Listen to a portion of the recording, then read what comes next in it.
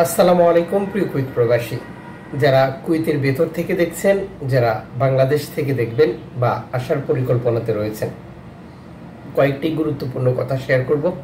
প্রবাস জীবনে আসলে যারা আনবেন, যারা নতুন করে স্বপ্ন দেখছেন, সবার জন্য গুরুত্বপূর্ণ। কুয়েতে বর্তমান সময় বাংলাদেশিদের ভিসা বের করতে কোনো ধরনের জটিলতা হচ্ছে না। চাইলেই যে কোনো ব্যক্তি প্রতিষ্ঠান ভিসা বের করতে পারছে, যেটা আগে বিশেষ অনুমতির দরকার হতো। আর যে কারণে বহু নাগরিক, বহু প্রতিষ্ঠান লোক আনার জন্য বাংলাদেশিদের থেকে ডকুমেন্ট সংগ্রহ করার পরে অনেক সময় নিত। যেহেতু স্বাভাবিকভাবে ভিসা বের হচ্ছে, এই সময় রেকর্ড সংখ্যক বাংলাদেশি কুয়েতে প্রবেশ করবে। যারা আসবেন সবাইকে আমাদের পক্ষ থেকে ওয়েলকাম। তবে আপনি বিনিয়োগ করার আগে যেই বিষয়গুলো ভাববেন, যারা লোক নিয়ে আসছেন আনবেন, তাদেরকেও এটা মাথায় রাখতে হবে। দক্ষ শ্রমিক। বর্তমান কুয়েতের শ্রমবাজারে যে সংকট চলছে তা হচ্ছে আধা দক্ষ বা অদক্ষ শ্রমিকের খুবই কাজের সংকট। আমরা প্রতিদিনই রেকর্ড সংখ্যক প্রবাসীর কাছ থেকে একটি কাজ দেওয়ার জন্য, কাজ পাইয়ে দেওয়ার জন্য, সহযোগিতার জন্য বা দীর্ঘদিন থেকে বসে থাকার মতো অভিযোগগুলো পাচ্ছি। এই পরিস্থিতি কেন তৈরি হয়েছে?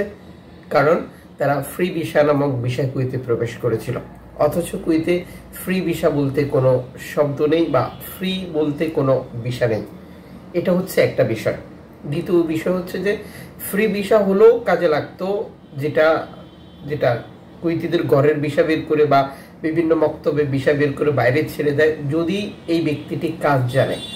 কাজ জানা লোকের কাজের অভাব নেই, কাজ না জানার কারণেই এই জটিলতাটা তৈরি হয়েছে। যদিও এক স্থানের লোক অন্য স্থানে কাজ করতে গিয়ে প্রতিদিনই আটক হচ্ছে, যেটি নিরাপত্তা বাহিনীর অভিযানে। আটক হওয়ার পরই একজন ব্যক্তি জানেন যে সে কি হারিয়েছে বা কি হারাচ্ছে। বলছিলাম এক ভাইয়ের কথা, 13 লক্ষ টাকা দিয়ে কুয়েতে প্রবেশ করেছেন, 2 মাস হয়ে গেছে, এখনো কোনো কাজের ব্যবস্থা করতে পারেননি। যে ভিসা দিয়েছিল সে বলেছে যে কাজের ব্যবস্থা করে দেবে, 2 লক্ষ টাকা ইনকাম করতে পারবে মাসে। বর্তমানে আকামা লাগিয়ে ঘরে বসে আছে, কোনো কাজ নেই। কারণ কুয়েতের সরকার বিভিন্ন প্রতিষ্ঠান ব্যক্তির বিরুদ্ধেও ব্যবস্থা নিচ্ছে, যারা কাজ দিচ্ছে এগ্রিমেন্ট ছাড়া বা চুক্তি ছাড়া, মানে শ্রম আইন, আকামা আইনের লঙ্ঘন। এই হচ্ছে বর্তমান পরিস্থিতি। আপনার টাকা আছে, আপনি বিনিয়োগ করছেন, তবে সেই বিনিয়োগটাই আপনার জন্য গুরুত্বপূর্ণ, যেটা আপনার কাজে লাগবে।